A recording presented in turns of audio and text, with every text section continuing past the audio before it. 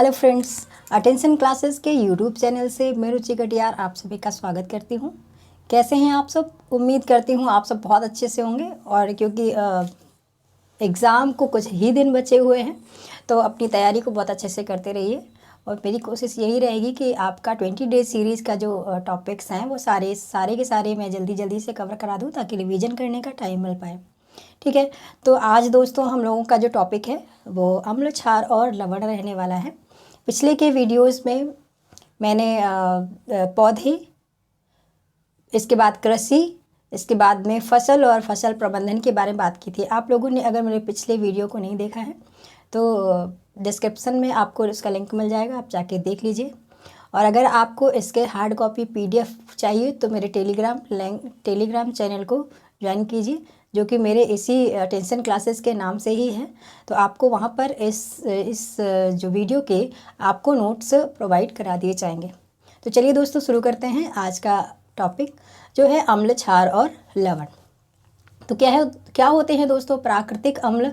अम्ल क्या होते हैं? तो अम्ल दो प्रकार के होते हैं, प्राकृतिक अम्ल और कृत्रिम अम्ल।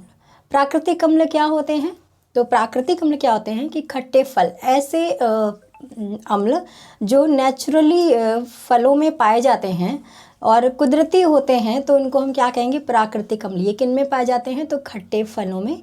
नींबू का रस, संतरे का रस और सिरका तथा दही, इनका स्वाद खट्टा होता है। इन पदार्थों की प्रकृति अम्लीय होती है। ये प्राकृतिक अम्ल होते हैं। मतलब क्या है दोस्तों कि जो प्रकृति ऐसे कुछ फ्रूट्स हैं, ऐसी कुछ चीज़ें हैं जो हम खाते हैं और उनका स्वाद क्या होता है? खट्टा होता है। तो इसमें जो अम्ल पाया जाता है जिसके कारण ये खट्टे होते हैं, उनको हम प्राकृतिक अम्ल कहेंगे। ठीक है दोस्तों, तो प्राकृतिक अम्ल के बारे में समझ गए। नेक्स्ट बात करते हैं कि एसिड शब्द जो है वो किस भाषा से बना हुआ है।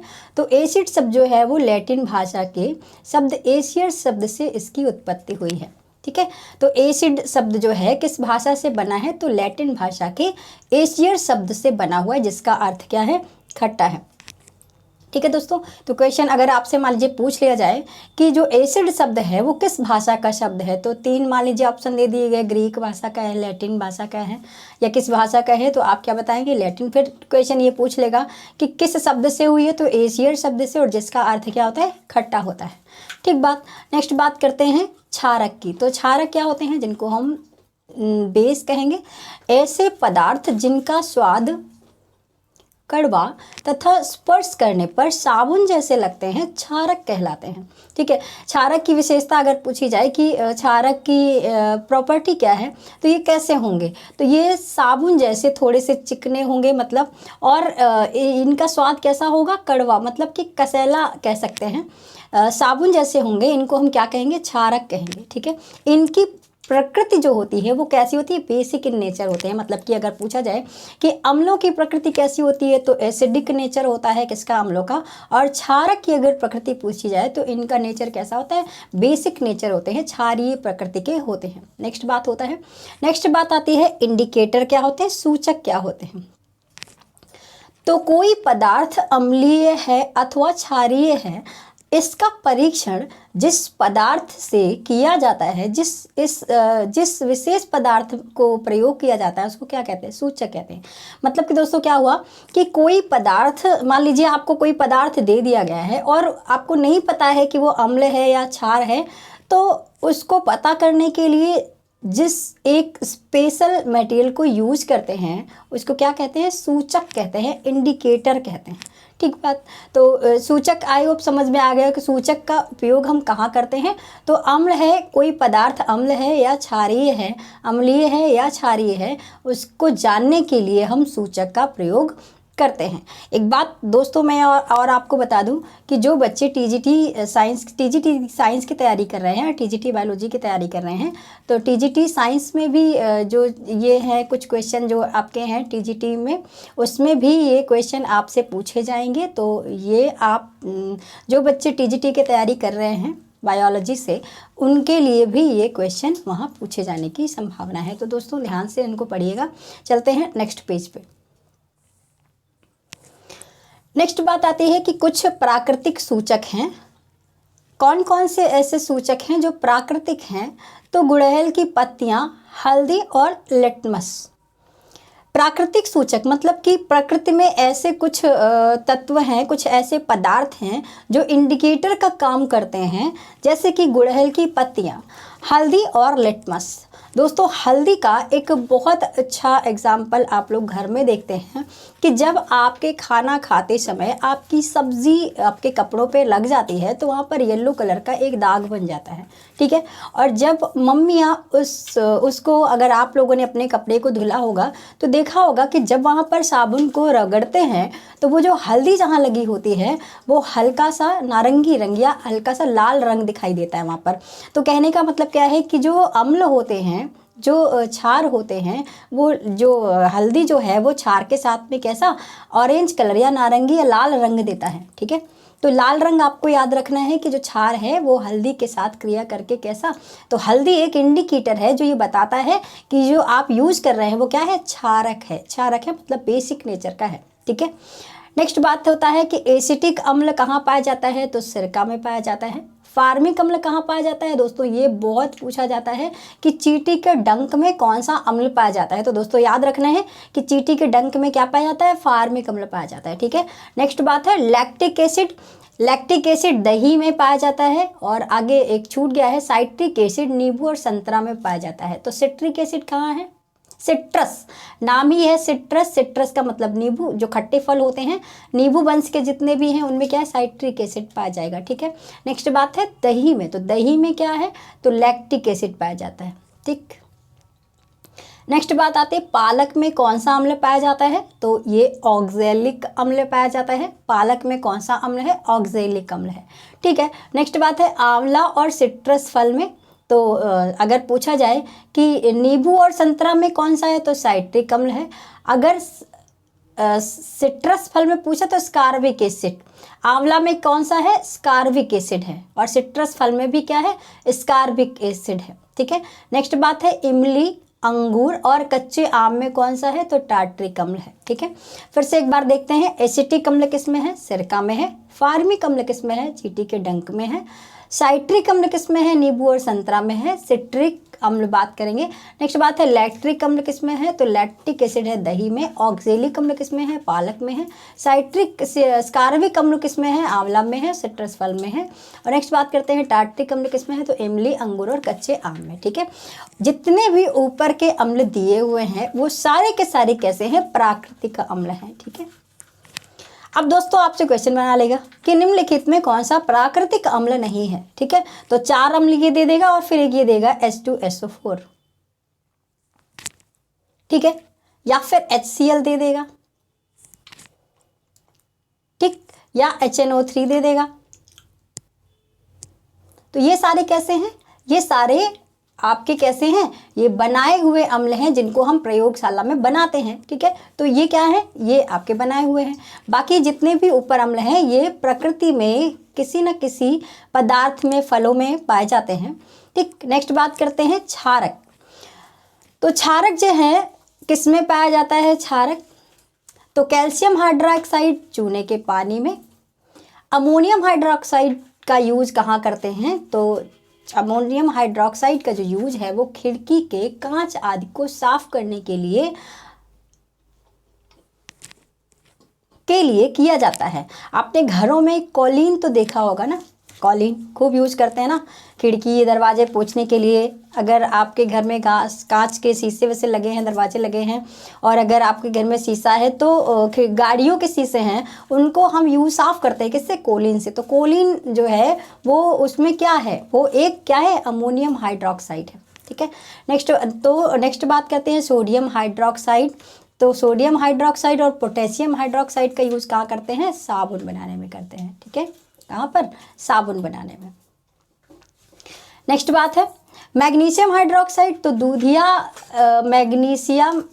मैग्नीशियम है, इसको हम मिल्क ऑफ मैग्नीशिया बोलते हैं। तो मैग्नीशियम हाइड्रोक्साइड जो है क्या है? दूधिया मैग्नीशियम है या मिल्क ऑफ मैग्नीशिया कहते हैं, ठीक है। आगे चलते हैं नेक्स्ट पेज पे। नेक्स्ट बात आती है दोस्तों लिटमस।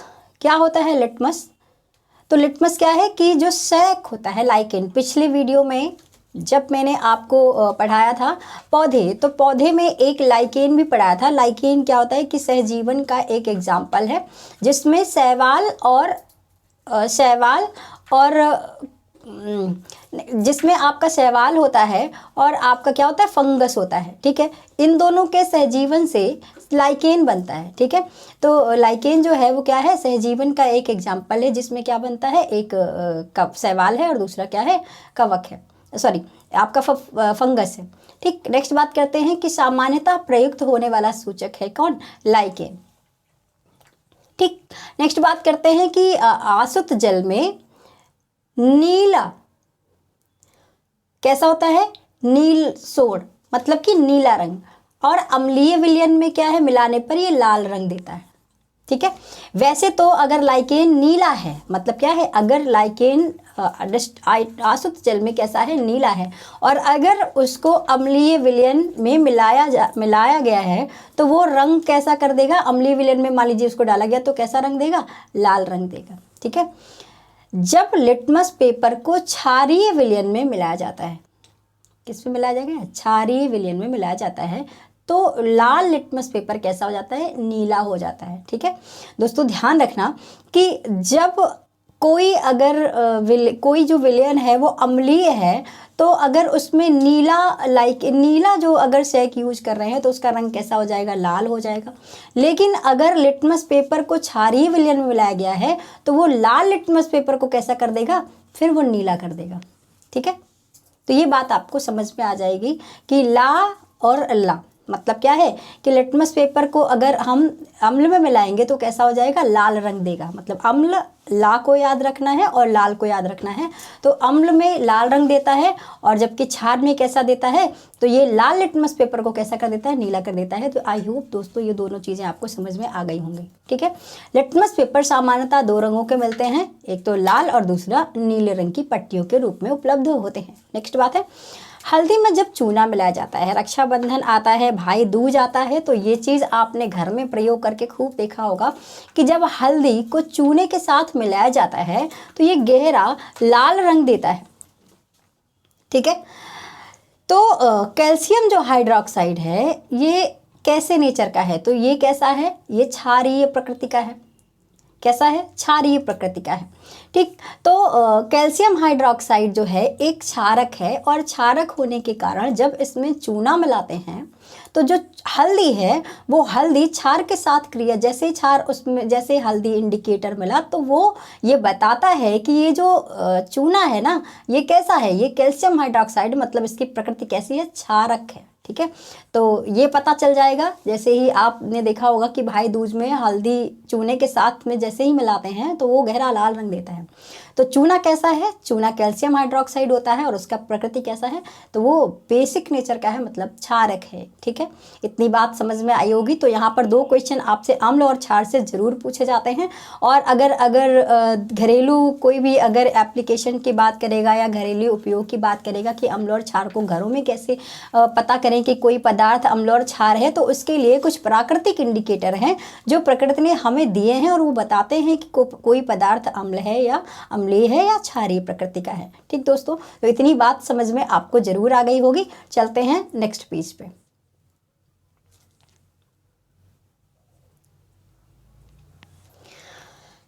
अगर जो कि अभी मैंने थोड़ी देर पहले आपको बताया था कि सफ़ेद कमीज पर हल्दी के दाग जब लग जाते हैं तो साबुन का पानी पड़ते ही वो गहरा लाल रंग देता है। क्यों? क्योंकि सोडियम जो हाइड्रोक्साइड है, सोडियम हाइड्रोक्साइड जो है उसकी प्रकृति कैसी होती है, क्षारीय होती है। मैंने अभी कहा था कि सोडियम और पोटेशियम हाइड्रोक्साइड का यूज़ क्या होता है, साबुन में जब साबुन रगड़ते हैं, क्योंकि साबुन में सोडियम और पोटेशियम का यूज होता है, तो उससे क्या होता है कि वो क्षारीय प्रकृति के होते हैं। इसके कारण जैसे ही हल्दी, जिस जगह पर हल्दी का दाग लगा होता है वहाँ पर जैसे ही साबुन को रगड़ा जाता है तो वो हल्दी जो है वो इंडिकेटर वो लाल रंग देता है, किसके साथ, क्षार के साथ में। तो ये बताता है कि जो साबुन है उसकी प्रकृति कैसी है, क्षारीय है। तो प्राकृतिक सूचक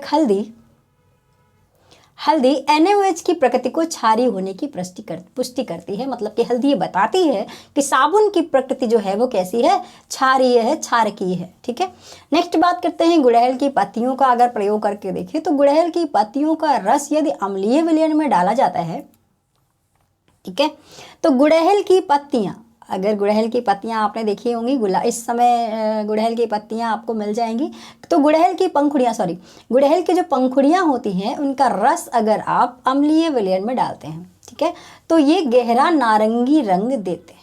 ठीक है, ध्यान रखना दोस्तों कि यदि गुड़हल की पंखुड़ियों का रस किसी अम्लीय एसिडिक सॉल्यूशन में डाला जाएगा तो उसका रंग जैसे क्या हो जाएगा, गहरा नारंगी रंग हो जाएगा। तो ये बताता है कि ये कैसा है, ये अम्लीय है। ठीक है, तो गुड़हल की पंखुड़ियाँ कैसे सूचक हो गए हैं, कैसे हो गए हैं, तो ये प्राकृतिक हैं। कैसे सूचक हैं, प्राकृतिक सूचक हैं। कौन, गुड़हल की पंखुड़ियाँ। ठीक है, तो गुड़हल की पंखुड़ियाँ अम्ल के साथ जो अम्लीय विलयन में है वो कैसा रंग देते हैं, गहरा नारंगी रंग देती हैं। ये आपको ध्यान रखना है दोस्तों कि ऐसे ही प्रयोग को दिखाकर क्वेश्चन आपसे पूछ लेगा या फिर सीधे से ऐसे 4 टेस्ट ट्यूब करके दे देगा और पूछेगा कि किसके साथ में कब क्रिया करके कौन सा रंग देगा, निम्नलिखित के संबंध में कौन सा कथन सही है वगैरह, कुछ भी क्वेश्चन को बना सकता है। नेक्स्ट बात करते हैं कि गुड़हल की जो पंखुड़ियां हैं वो क्षारकीय विलयन में मिलाने पर कैसा कलर देंगी, तो वो हरा रंग दिखाते हैं। ठीक है, तो ध्यान रखना है गुड़हल की पंखुड़ियां को अगर अम्लीय विलयन में डुबोएंगे, डालेंगे तो पंखुड़ियों के रस को, तो वो गहरा नारंगी रंग देंगे, और अगर क्षारीय विलयन में गुड़हल की पंखुड़ियों का रस मिलाया जाएगा तो वो हरा रंग देंगे। ठीक है, इतनी बात आपको समझ में आ गई होगी। ठीक है, देखो ये दिखा है HCl हाइड्रोक्लोरिक अम्ल, तो लिटमस पेपर नीला से लाल हो जाएगा। क्यों, क्योंकि HCl क्या है, अम्ल है, और अभी मैंने बताया था कि अम्ल जो है वो लिटमस पेपर जो अगर नीला है तो उसको क्या कर देगा, लाल कर देगा। अगर HCl हाइड्रोक्लोरिक अम्ल को हल्दी के साथ, अगर HCl में हल्दी डाल दी जाए तो कोई रंग नहीं दिखाएगा, क्योंकि हल्दी अम्ल के साथ कोई इंडिकेटर नहीं देता है, मतलब कोई कलर नहीं देगा। लेकिन अगर गुड़हल की पत्तियों के साथ में क्या देगा, तो गहरा नारंगी रंग देगा। कौन देगा, हल्दी। ठीक है, तो हल्दी प्राकृतिक सूचक है, और गुड़हल की पंखुड़ियों के साथ का रस जब हम मिलाएंगे तो क्या है, तो ये गहरा नारंगी रंग देगी। ठीक है, किसके साथ, अम्ल के साथ में। ठीक है, अम्ल के साथ में गुड़हल की पंखुड़ियों का रंग, गुड़हल की पंखुड़ियाँ जैसे ही डाली जाएंगी गुड़हल की पंखुड़ियों का रस, तो अम्ल में कैसा है, नारंगी रंग देंगी, और अगर हम क्षारीय विलयन में गुड़हल की पंखुड़ियों को मिलाएंगे तो रंग कैसा हो जाएगा, हरा। ठीक है, इतनी बात आपको समझ में आई होगी। नेक्स्ट बात करते हैं उदासीनीकरण की प्रक्रिया क्या होती है।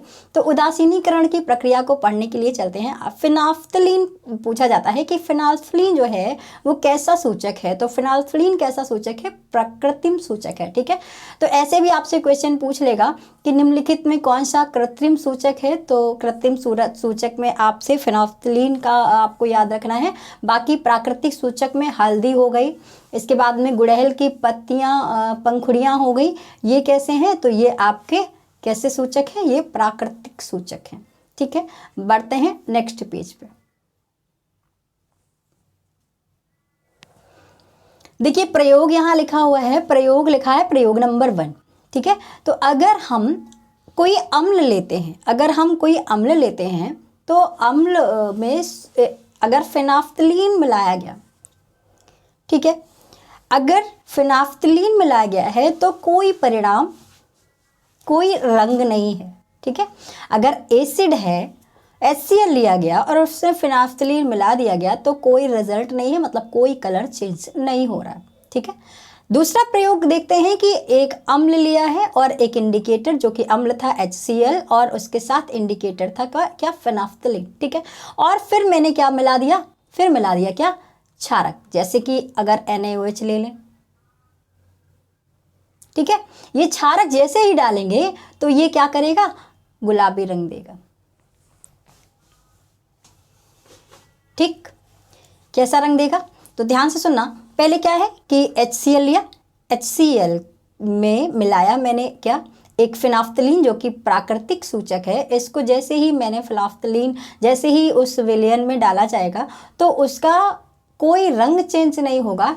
तो ये कहने का मतलब ये हुआ कि जो फिनाफ्थलीन है वो अम्ल के साथ में कोई रिएक्शन नहीं करता या कोई सूचक नहीं बताता, मतलब उसमें कोई क्रिया नहीं हो रही है या वो कोई कलर चेंज नहीं करेगा। लेकिन जैसे ही वहाँ पर एक परख नली में जैसे ही अम्ल लिया था, सूचक लिया था, सूचक फिनाफ्थलीन था, अम्ल HCl था, और जैसे ही क्षार मिलाया, कोई भी क्षार मिला सकते हैं, KOH मिला सकते हैं, NaOH मिला सकते हैं, ठीक। तो KOH जैसे मिलाया, NaOH मिलाया, वो आपकी मर्जी, कोई भी क्षारक यूज कर सकते हैं। जैसे ही क्षारक की 2-4 बूंदे डालेंगे तो वो क्षारक के साथ में इंडिकेटर क्या है, गुलाबी रंग दिखाएगा, ठीक है। तो फिनाफ्थलीन जो कि कृत्रिम सूचक है, कृत्रिम इंडिकेटर है, वो क्या करेगा, गुलाबी रंग दिखाएगा। तो परिणाम क्या हुआ, गुलाबी रंग आया। व्याख्या क्या कह रही है, व्याख्या कह रही है कि HCl में विलयन में फिनाफ्थलीन सूचक मिलाने पर विलयन रंगहीन है, मतलब कोई कलर नहीं दिखा रहा है। लेकिन NaOH जैसे ही मिलाते हैं तो विलयन का रंग हल्का गुलाबी हो गया, ठीक है। और फिर से क्या हुआ कि मैंने फिर से HCl मिला दिया। जैसे ही HCl मिलाया गया तो ये जो सोल्यूशन था ये फिर से क्या हो गया, फिर से ये रंगहीन हो गया। कहने का मतलब क्या है कि HCl को दोबारा से डालने पर जो गुलाबी रंग आया था वो रंगहीन हो गया। कहने का मतलब उसने उदासीन कर दिया, मतलब पहले अम्ल था, फिर क्या डाला, फिनाफ्थलीन डाला, फिर क्या डाला, क्षार डाला, और फिर क्या डाल दिया, अम्ल डाल दिया। तो जो अम्ल ने क्षारक की प्रकृति को क्या कर दिया, उदासीन कर दिया, और इसीलिए वो क्या हो गया, रंगहीन हो गया, ठीक। तो ये उदासीनीकरण की प्रक्रिया को आपने अच्छे से समझा होगा विधि प्रयोग के साथ में। वो किसी भी तरीके से एग्जाम्पल के थ्रू या प्रयोग के थ्रू आपसे ऐसे किसी भी तरीके के प्रश्नों को करा सकता है। तो आपको बहुत ध्यान से इस चीज़ को समझना होगा, ठीक है। बढ़ते हैं नेक्स्ट पेज पे। उदासीनीकरण की प्रक्रिया होती क्या है कि जब किसी अम्लीय विलयन में क्षारीय विलयन मिलाया जाता है तो दोनों विलयन एक दूसरे के प्रभाव को उदासीन कर देते हैं, तब विलयन की प्रकृति ना तो अम्लीय होती है और ना ही क्षारकीय। इसको क्या कहेंगे, उदासीनीकरण कहेंगे। और इसमें क्या बनता है, तो उत्पाद के रूप में क्या बनता है, लवण बनता है, ठीक। जैसे नीचे लिखा है कि किसी अम्ल के साथ में जब कोई क्षारक मिलाया जाता है तो वो क्या बनता है, लवण बनता है, और क्या बनता है, जल बनता है, और क्या निकलती है, ऊष्मा निकलती है, ठीक है। तो याद रखना है कि अम्ल जब किसी अम्लीय विलयन को क्षारकीय विलयन में मिलाया जाता है तो दोनों के विलयन एक दूसरे के प्रभाव को क्या कर देते हैं, नष्ट कर देते हैं, मतलब न्यूट्रल कर देते हैं। और तब विलयन की प्रकृति ना तो अम्लीय रहती है और ना क्षारकीय रहती है। तो इसी को हम क्या कहेंगे, उदासीन, मतलब न्यूट्रल हो गया कोई सॉल्यूशन। तो इसमें जो उत्पाद बनेगा वो क्या बनेगा, लवण बनेगा। क्वेश्चन ऐसे पूछे जाएगा कि एक जो A है और दूसरे B के साथ जब मिलाया जाता है तो उत्पाद के रूप में ये प्राप्त होता है। तो दे देगा और पूछेगा कि हमने A और B के रूप में किसको मिलाया था, 4 ऑप्शन दे देगा, ठीक है। अम्ल मिलाए थे, अम्ल क्षार मिलाए थे, या क्षार मिलाए थे, ऐसे करके 4 ऑप्शन दे देगा। और इससे क्या बनता है, तो ये लवण बनाता है, जल बनाता है, और ऊष्मा निकलती है, ठीक है। चलिए नेक्स्ट बात करते हैं। तो उदाहरण के लिए समझें कि HCl हाइड्रोक्लोरिक अम्ल को NaOH के साथ मिलाया गया है। NaOH क्या है, एक क्षारक है, और HCl क्या है, एक अम्ल है। तो क्या बना, NaCl बना, मतलब सोडियम क्लोराइड बना, और क्या बना, जल बना, और ऊष्मा निकली, ठीक है। फिर एक इम्पॉर्टेंट चीज़ है कि आमाशय में HCl निकलता है, मतलब हाइड्रोक्लोरिक अम्ल। तो हमारे पेट में जो आमाशय है जिसको स्टमक कहते हैं, वो हमारे पेट में क्या निकलता है, HCl निकलता है, जो भोजन को पचाने में क्या करता है, मदद करता है। अधिक HCl स्रावित होने से एसिडिटी होने लगती है, ठीक है। आप लोगों ने देखा है कि जब हम बहुत मतलब क्या कर लेते हैं कि कभी कभी क्या है कि जब हम बहुत देर तक मतलब भूखे रहते हैं या कम नहीं, तो आपके पेट में कभी कभी अपच की दिक्कत जैसे होने लगी, एसिडिटी, खट्टी खट्टी डकारें आने लगती हैं। तो जब आपको खट्टी डकारें आने लगती हैं तो एक आप क्या करते हैं, इसके प्रभाव को उदासीन करने के लिए आप क्या लेते हैं, प्रति अम्ल लेते हैं, ठीक है। तो अम्ल के प्रभाव को नष्ट करने के लिए आप क्या लेते हैं, प्रति अम्ल लेते हैं, ठीक है। प्रतिअम्ल का मतलब आप इनो वगैरह पीते हैं तो इनो क्या है, एक क्षारीय प्रकृति का एक द्रव है, लिक्विड पदार्थ होता है जिसको पानी को मिलाकर पीने से आपके जो पेट की अम्लता है उसको क्या कर देता है, उदासीन कर देता है, और फिर आपका पेट क्या है, अपच से दिखता है, मतलब कि आपका एसिडिटी जो है वो क्या होती है, धीरे धीरे समाप्त हो जाती है। ठीक है, तो इतनी बात आपको अच्छे से समझ में आई होगी कि उदासीनीकरण की प्रक्रिया क्या होती है, इसमें क्या बनता है और उत्पाद क्या क्या हैं। तो उत्पाद के रूप में क्या बनता है, NaCl बनता है, H2 और ऊष्मा निकलती है। ठीक है, पेट में क्या होता है, HCl होता है जो भोजन को पचाने में मदद करता है। ठीक है, कभी कभी क्या होता है कि मान लीजिए आपने नहीं खाया खाना, तो नहीं खाने पर क्या है कि HCl तो बन रहा है और पचाने के लिए कुछ भी नहीं है। तो जब HCl की मात्रा पेट में बहुत ज़्यादा हो जाती है तो क्या होती है, एसिडिटी और इसके प्रभाव को नष्ट करने के लिए हम लोग क्या लेते हैं, प्रतिअम्ल लेते हैं। आई होप इतनी बात समझ में। तो इनो को आप याद रखना है। ठीक है, इनो आपने देखा होगा कि पीते हैं, गैसोफास्ट पीते हैं, तो ये सभी कैसे हैं, प्रतिअम्ल हैं जो आपके पेट की एसिडिटी को क्या करते हैं, समाप्त करते हैं। ठीक है, नेक्स्ट बढ़ते हैं नेक्स्ट पेज पे। ठीक, बात करते हैं चींटी के डंक में फार्मिक अम्ल होता है, काटने पर जलन होती है। ठीक है, अगर आपको चींटी ने कभी काटा है तो महसूस किया होगा कि बहुत तेज एकदम से जलन जी जैसी होती है। तो वो जलन क्यों हो रही है, क्योंकि उसके डंक में क्या है, फार्मिक अम्ल है।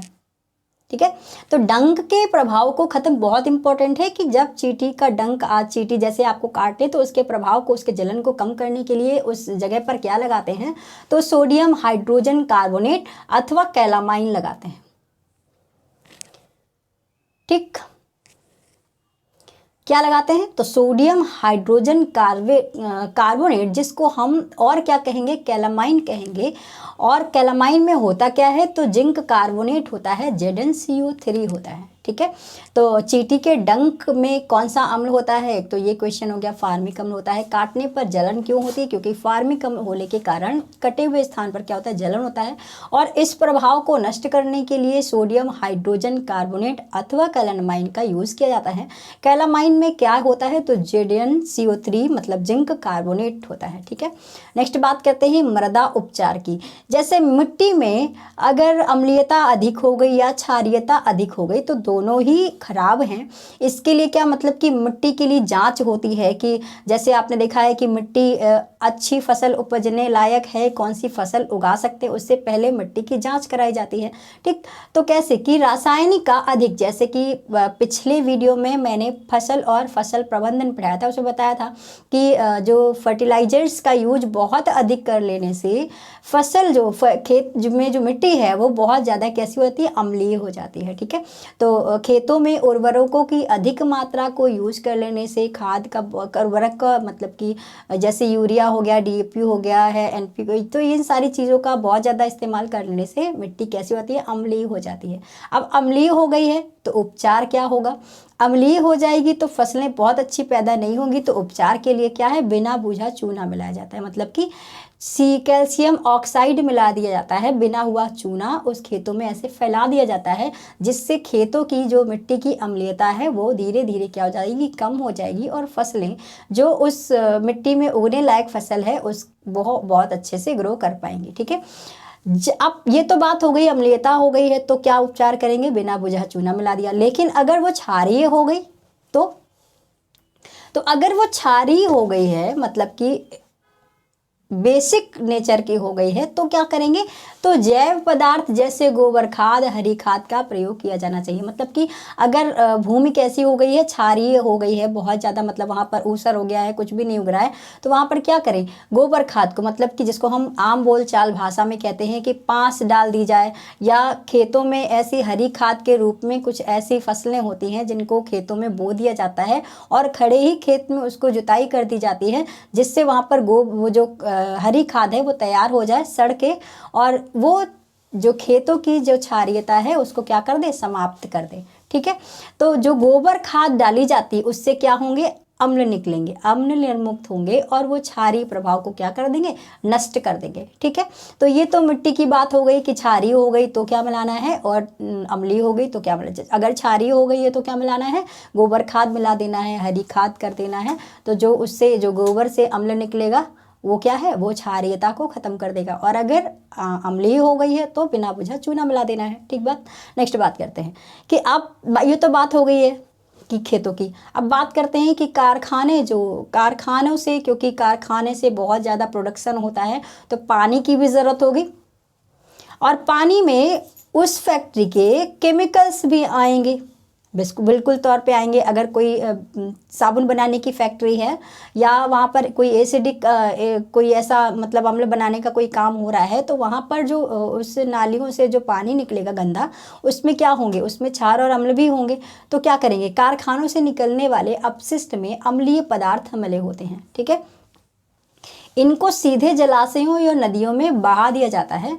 तो अगर कारखानों से निकले हुए पानी को डायरेक्ट ऐसे ही नालियों में बहा दिया गया तो उसका परिणाम क्या होगा दोस्तों, परिणाम ये होगा कि जलीय जंतुओं के नष्ट होने की संभावना अधिक होगी। अगर नालियों में डायरेक्ट ऐसे ही तालाब नालियों के होते हुए तालाबों में जाएगा, फिर नदियों में जाएगा, फिर इसके बाद में धीरे धीरे वो समुद्र में जाएगा, इसके बाद में महासागर में जाएगा, तो वो क्या होगा कि वहाँ के जैसे कि कोई फैक्ट्री है, उसका गंदा पानी किसी नाले में या नहर में जा रहा है, तो वहाँ पर जो जलीय जीव रह रहे होंगे वो ज़्यादा अम्लीयता होने के कारण क्या हो जाएगा, वो समाप्त होने लगेंगे। तो क्या है हो जाएगा, तो उपचार क्या करना है कि कारखाने से निकलने वाले अपशिष्ट को जलाशयों तथा नदियों में वाहित करने से पहले क्या मिला दिया जाए, क्षारीय पदार्थ मिला देने चाहिए, जिससे उनकी अम्लीयता क्या हो जाए, उदासीन हो जाए, और वो नदियों में जाकर उन जलीय जंतुओं के जीवन को नष्ट करने का प्रयास ना कर पाएं। तो ये था दोस्तों आज का अम्ल, क्षार और लवण वाला टॉपिक। आई होप ये वीडियो आपको बहुत अच्छा लगा हो, और अगर वीडियो अच्छा लगा है तो लाइक, शेयर एंड कमेंट करना ना भूलें। और इसके आगे की बात हम डेली एक वीडियो कर लेने की कोशिश करेंगे। ये मैटर नहीं करता है कि आपका थीम कौन सा है, थीम के सारे टॉपिक कवर कराने की पूरी कोशिश करी जाएगी। और जहाँ तक उम्मीद है आपका ये भी कोशिश रहती है कि जहाँ से जो टॉपिक कवर कराऊं वहाँ से आपका क्वेश्चन ज़रूर से ज़रूर मिले। तो आप इसको बहुत अच्छे से करते रहिए, और तब मिलते हैं नेक्स्ट वीडियो में। तब तक के लिए थैंक यू।